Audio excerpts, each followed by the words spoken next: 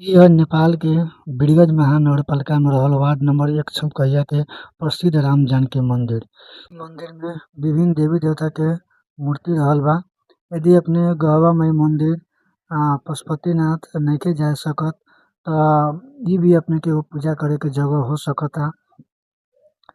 सावन के महीना आ चुकल बा। सावन के महीना में ऐसे भी हमनी हिंदू धर्म के लोग सब बहुत मठ मंदिर में पूजा करे जानी सन। त यदि दूरी नइखे जा सकत त इ भी अपने के पूजा करे यहाँ भी अपने जरूर आ सकतानी। यहाँ से भी अपने के इच्छा, आकांक्षा, मनोकामना जे भी बा तो मतलब भगवान पूरा कर दिहन। किस्म के अनेक देवी देवता के मंदिर रहल बा। मंदिर के बगल में ही एगो स्वास्थ्य चौकी। मंदिर के बगल में एने खाली जगह बा। जल बा इ भी एगो आशा बा। ये हमने देखइत ही मंदिर के से हमने बाहर निकलिए सन त यहाँ अपने के वार्ड नंबर 1 के वार्ड कार्यालय लौकल खा।